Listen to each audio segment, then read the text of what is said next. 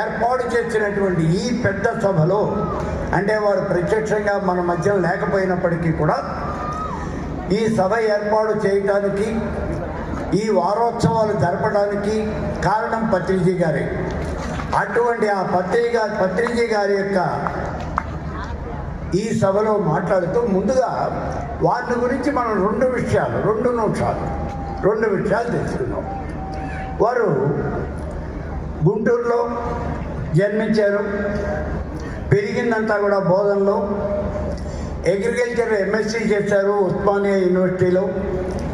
అలాగే కోరమాండల్ ఫర్టిలైజర్ కంపెనీలో పనిచేశారు. కర్నూలులో జాబ్ చేశారు. 1979వ సంవత్సరంలో ధ్యానము సాధన అనే దీని మీదకి ఆయన దృష్టి మళ్ళింది. 1982వ సంవత్సరంలో ఈ ధ్యానాన్ని గురించి వారు ప్రచారం చేయడం మొదలుపెట్టారు. అలా మొదలుపెట్టినటువంటి ఈ పత్రిజీ గారు సదానంద యోగి అనే గురువు గారి దగ్గర శిక్షరికం చేశారు. 1990వ సంవత్సరంలో ఇది ఒక సంస్థగా ఏర్పాటు చేసి 2005వ సంవత్సరానికి ఈ ధ్యానాన్ని ప్రచారం చేయటం మొదలుపెట్టారు. బహుళ ప్రచారం చేశారు, ప్రారంభం చేశారు.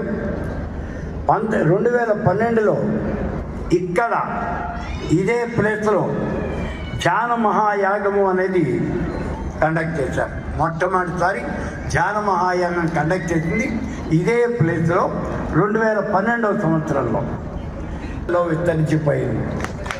25,000 సెంటర్లలో ఈ ధ్యానం అనేది ఉచితంగా అందిస్తూ ఉన్నటువంటి సంస్థ అనేది ఏదన్నా ఉన్నది అంటే అది పత్రిజీ మహారాజ్ స్థాపించినటువంటి సంస్థే.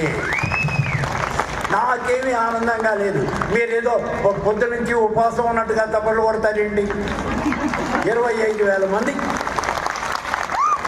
అసలు కంటాలు మారుమోగిపోవాలి.